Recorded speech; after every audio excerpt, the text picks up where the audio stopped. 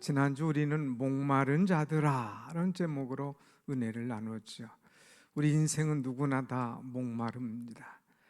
여러 가지로 목마름의 대상이 다르고 또 생각이 다르지만 인생은 목마른 자라 이렇게 말할 수가 있죠.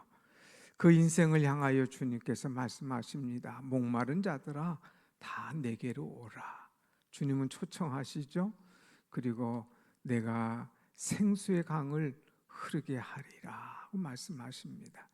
목마른 자는 주님 앞에 나와서 이 물을 마신 자마다 다시 가라지 않고 인생의 기쁨과 만족과 생수의 강을 흐르게 하는 그런 하늘의 축복을 허락하실 것을 약속하셨습니다. 사랑하는 여러분, 우리 말씀으로 목마름을 이제 다 채우고 또 하나님의 은혜로 더욱더 충만한 감사와 기쁨의 삶을 주님 오신 그날까지 이루며 살아가는 우리 모두가 되기를 간절히 원합니다. 아멘. 오늘 말씀은 요한복음 8장을 통하여서 이제 용서하시는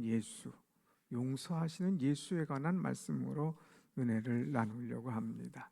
7장에서는 초막절 축제가 있었죠. 이 초막절 축제가 끝난 다음에 8장에 넘어와서 예수님께서 무엇으로 시작하느냐? 감람산에 기도하러 올라가셨다 하면서 이제 기도로 시작을 합니다. 초막절의 큰 행사가 마친 다음에 사람들은 다 뿔뿔이 흩어져서 자기 집으로 돌아갑니다. 예수님은 집이 아닌 산으로 올라가시죠. 예수님은 꼭 감람산에 자주 올라가셔서 기도하셨습니다. 무엇을 놓고 기도하셨을까?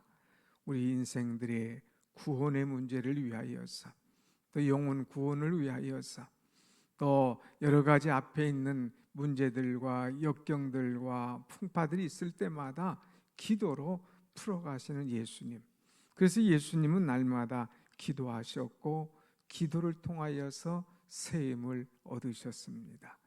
그 예수님께서 기도를 마치시고 아침 일찍 이제 산에서 내려오십니다. 산에서 내려오셔서 성전으로 들어가시죠. 근데 성전에 벌써 사람들이 모였어요. 예수님의 말씀을 들으려고 많은 사람들이 모였을 때에 예수님께서 그들에게 또 하나님의 말씀을 가르치십니다.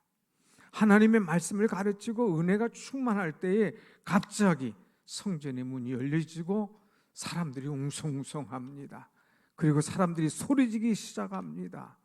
모든 사람이 깜짝 놀랐죠. 도대체 이 무슨 일이냐? 그럴 때에 서기관과 바리새인들이 여인 하나를 붙잡아 와서 예수님 앞에 놓고 예수님에게 질문하는 내용이 오늘 본문의 시작임을 볼 수가 있습니다. 한번 3절 말씀 보겠습니다. 3절 시작. 서기관들과 바리새인들이 음행 중에 잡힌 여자를 끌고 와서 가운데 새기고 4절 예수께 말하되 선생님이 이 여자가 간음하다가 현장에서 잡혔나이다. 이 서기관과 바리새인들이 어떻게 이 잡았는지 모르지만 예수님께 아주 위협적인 말투로 얘기합니다. 선생이요, 선생이요. 이 여자가 간음하다가 현장에서 잡혔습니다 하면서 아주 큰 소리로 예수님을 향하여 말을 합니다. 이 사람들은 아주 벌써 눈빛이 살벌해지는 거예요. 그리고 당장 여기에 대한 어떤 조치를 내려달라고 험하게 이야기를 합니다. 이 여인의 모습은 어땠을까? 여러분 한번 상상해 보세요. 간음하다가 잡혀서 끌려왔던 여인, 아마 옷은 거의 다 찢어지다시피 했을 거예요. 머리도 헝클어지고 엉망일 거예요. 신도 어디다 두었는지 제대로 신고 오지 않았을까 생각이 됩니다. 막 사시나무 떨듯이 떨고 있을 거예요. 사람들이 두렵고 또 사람들이 막 손가락질 하니까 창피하고 지금 내가 붙잡혀 왔는데 내가 곧 어떤 일이 내게 벌어질까 두렵고 떨리는 마음이 그에게 가득했습니다. 자, 이 여인 이렇게 참 짐승 한 마리의 그 마치 덫에 들린 이 죽음의 공포에 찌들린 이 짐승처럼 이 여인이 막 공포에 떨었고 두려워하고 이제 여러 가지 공포에 떠는 그런 모습이었을 거예요. 그럴 때에 이 서기관 바리새인들이 또 나가서 예수님께 말합니다. 5절 말씀 뭐라고 하는가 한번 봅시다. 5절 시작. 모세는 율법에 이러한 여자를 돌로 치라 명하였거니와 선생은 어떻게 말하겠습니까? 모세 율법에는 이 여자를 돌로 치라 명했는데 선생은 어떻게 말하겠습니까? 하는 거예요.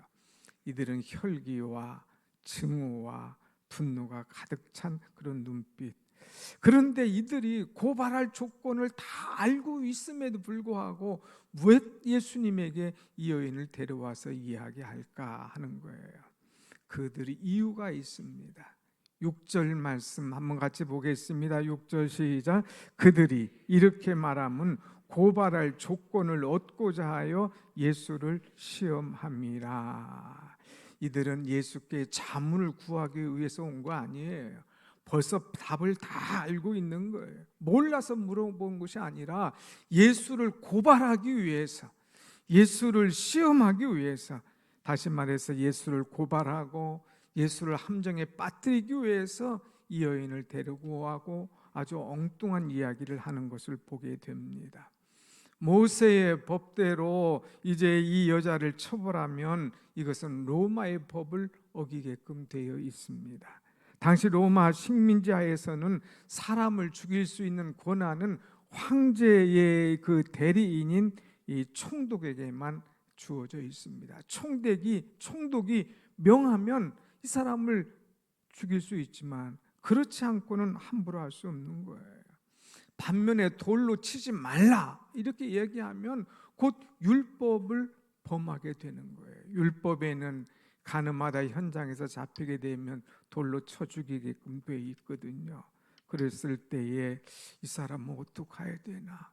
아니 선생이여, 당신은 평소에 사랑하고 용서하고 또 이제 모든 것들을 이제 은혜로 또 인정하고 받아들이라 이렇게 얘기했는데 이 사람을 향하여 돌로 치라 하면은 당신 말한 거 도대체 뭡니까? 하면서 사람들이 따져들 준비를 하고 있는 것이죠.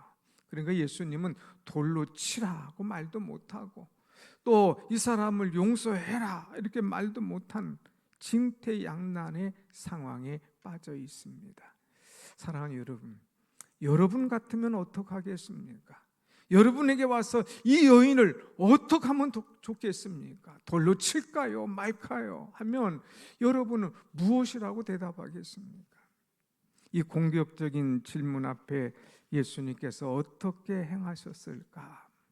예수님의 지혜를 우리가 볼 수 있는데 6절 하반절 보면 예수님께서 이들의 말에 즉각 대답하지 아니하시고 예수께서 몸을 굽히사 손가락으로 이제 땅에 쓰시니 그랬어요. 돌로 쳐라, 치지 마라 이 말씀이 아니라 예수님께서 땅에 뭔가를 글씨를 쓰셨습니다. 한 번만 쓴 것이 아니라 8절에서도 보면 또 다시 몸을 굽혀 손가락으로 땅에 쓰시니 이렇게 나와 있죠. 여러분, 땅에 예수님이 2번씩이나 쓰셨는데 도대체 뭐라고 쓰셨을까요? 여러분의 생각에는 어떤 글을 썼다고 추측이 됩니까?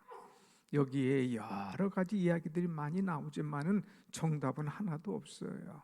거기에 쓰여진 글의 내용이 아무데도 적혀 있지 않기 때문에 천국 가면 한번 예수님에게 물어보고 싶어요. 예수님 거기다가 뭐라고 쓰셨습니까? 우리가 추측은 할 수 없지만 하나 좀 이제 생각이 나는 것은 뭐냐? 예수님께서 군중들을 좀 그 사람들의 마음을 가라앉히기 위해서 또한 이 글을 쓰시지 않았나 하는 생각을 해봅니다. 그 사람들의 마음은 과열되어 있거든요. 그것을 조금 더 가라앉히기 위해서 주님께서 쓰시는 거예요.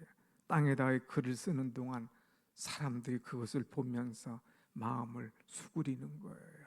분노를 낮추는 거예요. 뭔가 궁금할까 보는 동안 이제 이 생각 속에 모든 것들이 사라지는 것을 생각할 수가 있죠. 또 심리학적으로 쿨다운한다고 그러지 않습니까? 뭔가 마음을 진정시키는, 우리가 배구나 농구나 송구나 이런 경기할 때 막 경기가 과열이 되고 상대방이 막 쫙 올라가고 이쪽에서 다운이 되면 이제 감독들은 작전 타임을 요구하죠. 그러면서 다시금 그들을 용기를 주고 일으키는 그런 모습을 보게 됩니다. 아무튼 예수님은 지금 이 사람들이 격분해 있어요. 정신 차리지 못하고 있어요. 고함 지르고 분노합니다. 그때에 그들의 감정을 이제 조용하게 만들기 위해서 주님께서 뭔가 글을 쓰십니다. 자, 주님께서 글을 쓰시는 동안에도 이들 몇몇은 참지 못합니다. 그래서 예수님에게 다그치면서 묻기를 이제 계속합니다. 그럴 때에 예수님께서 그들에게 답을 주시면서 말씀을 하십니다.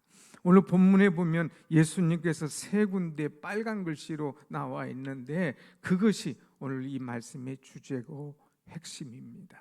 여러분 한번 7절 말씀 한번 같이 볼까요? 7절 시작. 그들이 묻기를 맞이 아니하는지라 이에 일어나 이르시되 너희 중에 죄 없는 자가 먼저 돌로 치라 하시고. 자, 이들 속에 있을 때 주님께서 답을 말씀하셔요. 너희 중에 죄 없는 자가 먼저 돌로 치라. 돌로 쳐. 이 여인은 가만히 보면 죄가 있어. 이 여인 문제가 있구나. 나도 이 여인의 죄를 인정한다.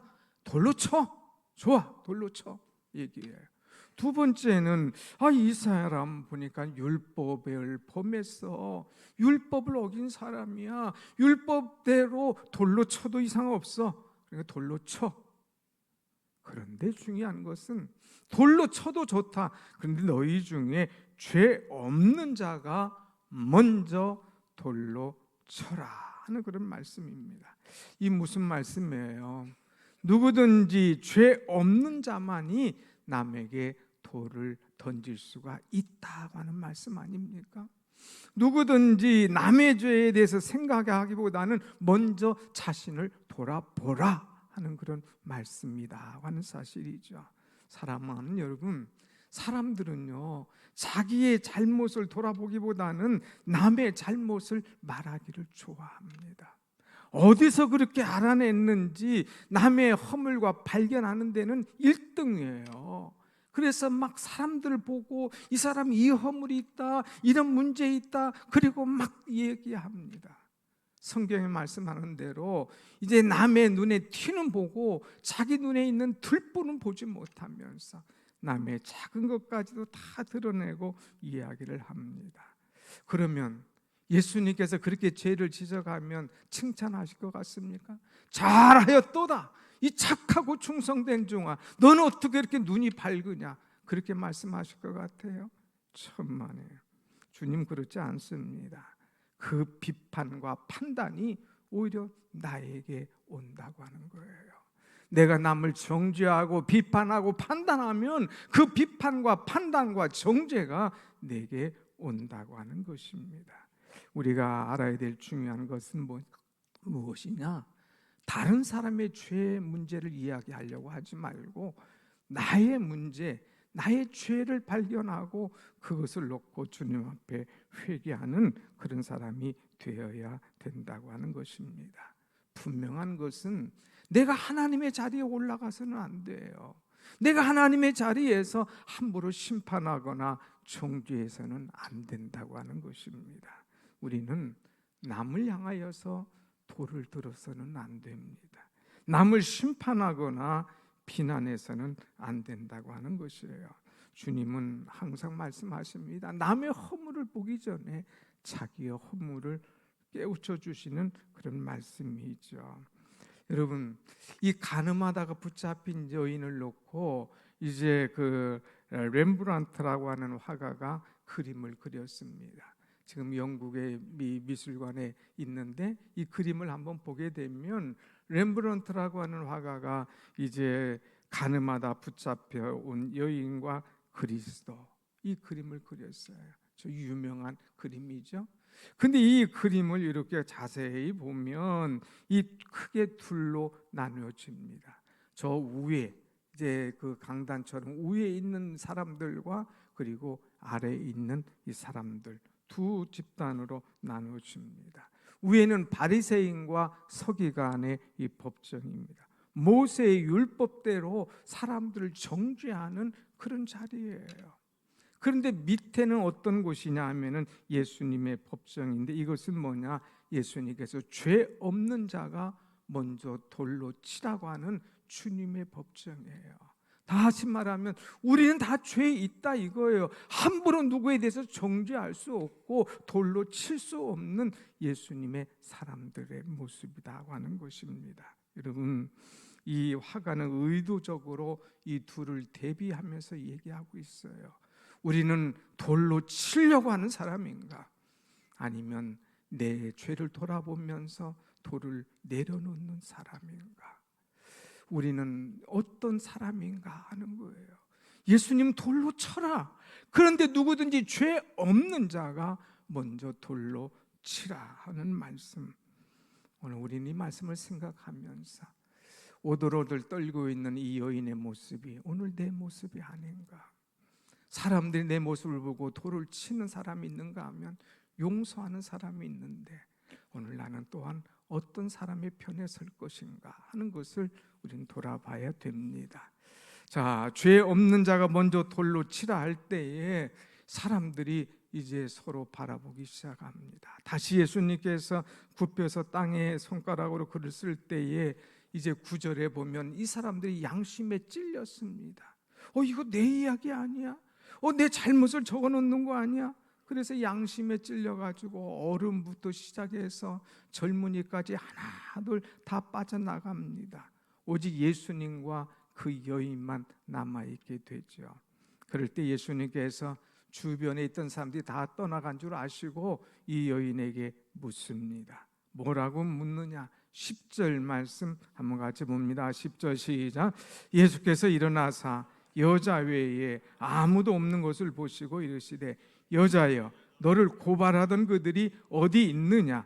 너를 정죄한 자가 없느냐? 여기 보면 중요한 단어가 두 가지 나와요. 너를 고발하던 그들이 어디 있느냐? 너를 정죄하는 자가 어디 있느냐 하는 거예요.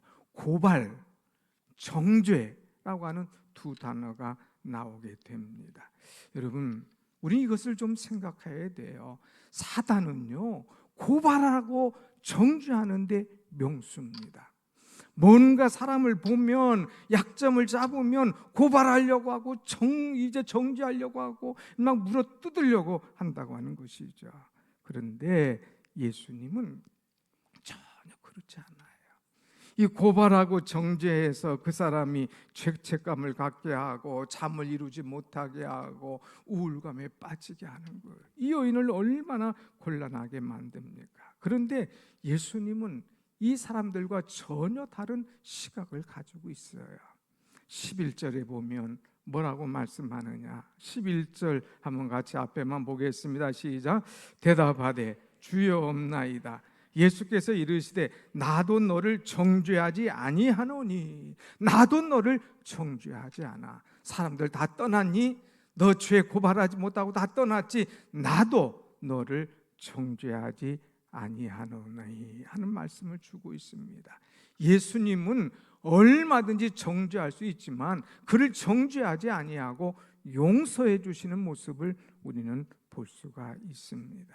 사랑하는 여러분, 오늘 우리에게 필요한 것은 뭡니까? 법조문입니까? 아니면 사랑 선언문입니까? 이 사람들은 법을 갖다 대요. 이 사람들은 이 여인을 죽이려고 합니다. 그런데 예수님은 그 법조문을 얘기하지 않고 사랑으로 나는 너를 정죄하지 아니하리니, 정죄하지 않는다고 하는 말씀. 간음한 것 100번 범죄한 것이죠. 어떠한 법으로도 용서받을 수 없는 그 당시의 상황, 정당화될 수 없는 것입니다. 그러나 우리가 여기서 깨달아야 될 것은 이것보다 더 위대한 것이 있는데 그것이 뭐냐? 법의 원리가 아닌 사랑의 원리라고 하는 것이죠.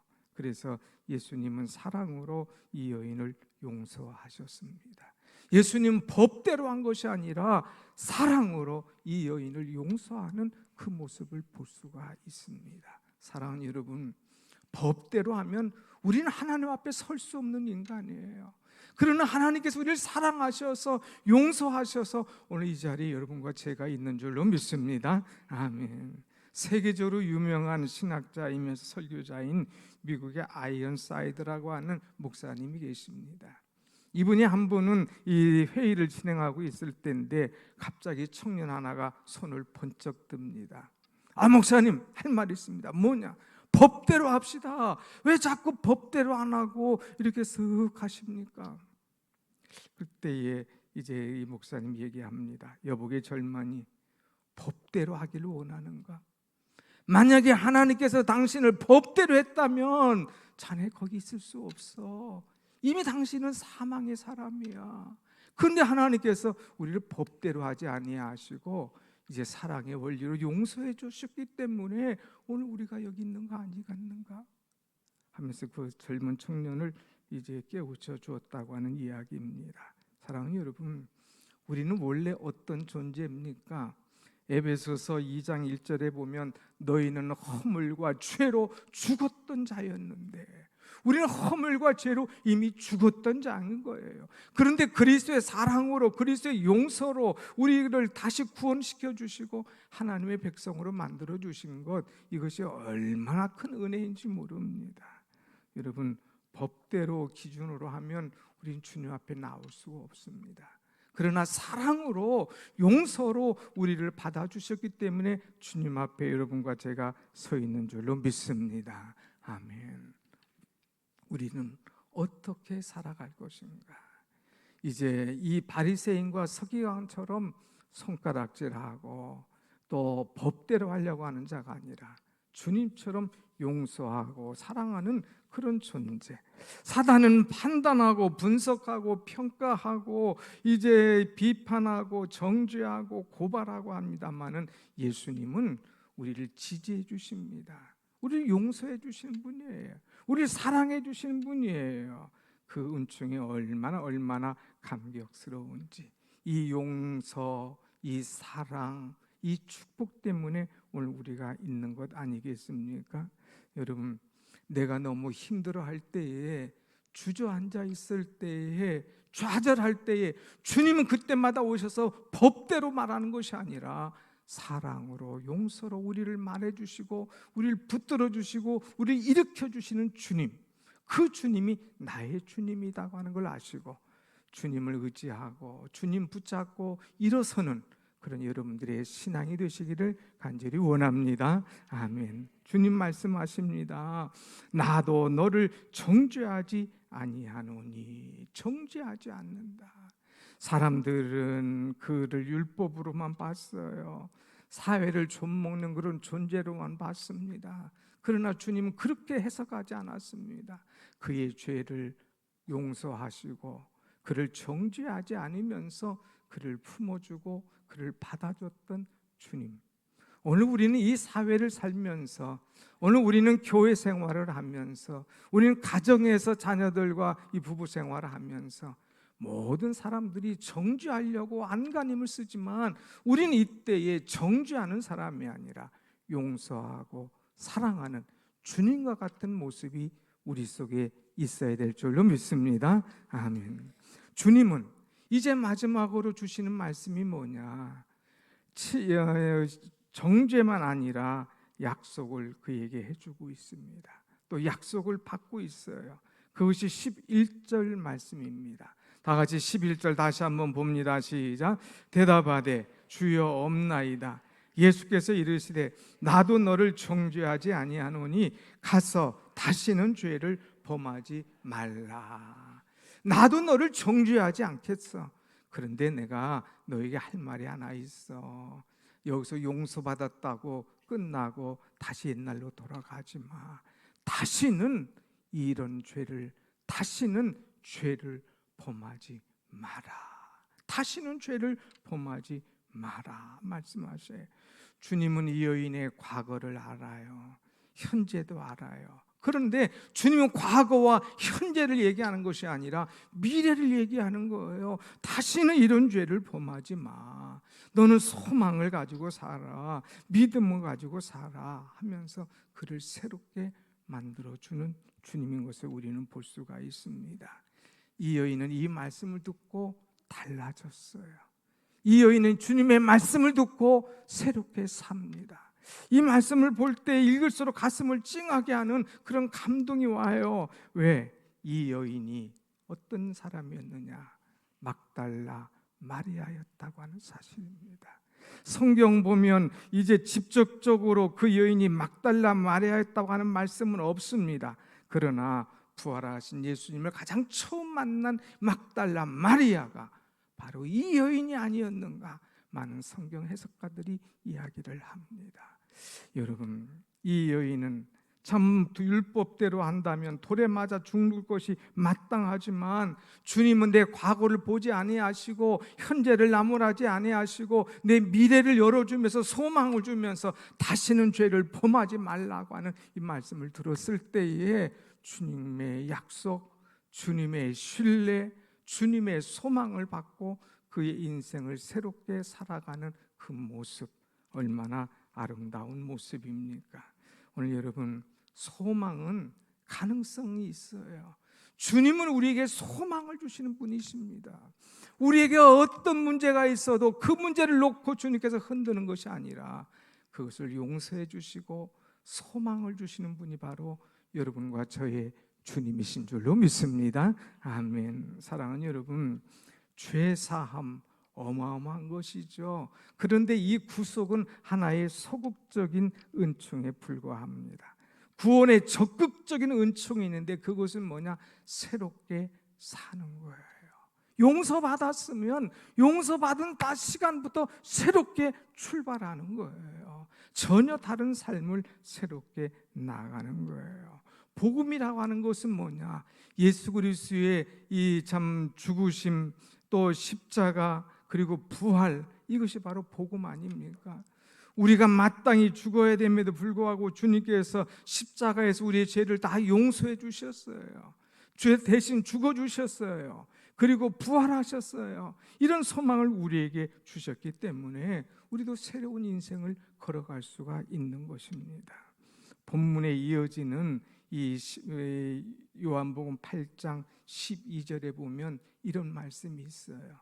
오늘 우리가 읽지는 않았지만 12절 말씀을 한번 보겠습니다. 12절 같이 봅시다. 시작. 예수께서 또 말씀하여 이르시되 나는 세상의 빛이니 나를 따르는 자는 어둠에 다니지 아니하고 생명의 빛을 얻으리라. 다시는 죄를 범하지 마. 그런데 너는 인간이라 약하고 또 넘어질 수 있어. 그런데 나는 세상의 빛이니 나를 따르면 어둠에 다니지 않을 거야. 나를 따르면 너는 생명의 빛을 얻게 될 거야 하는 말씀을 주고 있습니다. 여러분, 이 세상은 어둡습니다. 나는 목마릅니다. 그리고 나는 참 다시는 이런 죄를 범하지 않겠습니다. 수십 번 약속해도 우리 인간은 자꾸 넘어지는 거예요. 그럴 때마다 우리가 다시 일어서는 비결이 뭐냐? 세상의 빛 되신 예수님, 빛으로 오신 예수님, 그분을 따르고 그분을 붙잡고 그분을 의지하고 나갈 때에 이 어둠의 권세는 자연스럽게 사라가지고 우리는 하나님의 큰 빛의 영광 속에 들어가게 된다고 하는 사실입니다. 지금 대림절 셋째 주일입니다. 성탄이 가까우죠. 이 성탄, 주님 어떤 분이십니까? 어둠을 물리치시고 빛으로 오신 주님 아니십니까? 우리 속에 어둠이 있어요. 죄가 가득해요. 사람들이 나를 정죄해요. 사람들이 나를 힘들게 만들어요. 그러나 주님은 우리를 용서해 주시고 빛으로 인도해 주시는 주님이신 거예요. 우리 성탄의 계절에 주님을 붙잡으세요. 내가 어떤 문제가 있어도 나를 용서해 주시고 나를 사랑해 주시고 빛의 길로 인도하신 주님 붙잡을 때 우리의 길이 환한 빛의 길, 은혜의 길을 걸어가게 될 줄로 믿습니다. 아멘. 우리가 한번 말씀을 생각하면서 같이 기도합시다. 오늘 나는 어떤 존재인가? 사단은 우리를 정죄하고 돌로 치려고 하지만 주님은 우리를 용서해 주시는 주님. 내가 너를 정죄하지 않겠노라. 나도 너를 정죄하지 않겠노라. 가서 다시는 죄를 범하지 말라 말씀하신 주님의 음성을 기억하면서 우리도 용서할 수 있는 사람, 주님의 마음을 가지고 용서할 수 있는 사람, 그리고 나가서 다시는 죄를 범하지 않는 그런 사람, 더 나가서 어둠에 다니지 않고 생명의 빛을 얻기 위하여 주님을 따르는 그런 존재가 되게 해달라고 우리가 함께 기도할 때에 주의 은혜가 임할 줄로 믿습니다. 기도하겠습니다.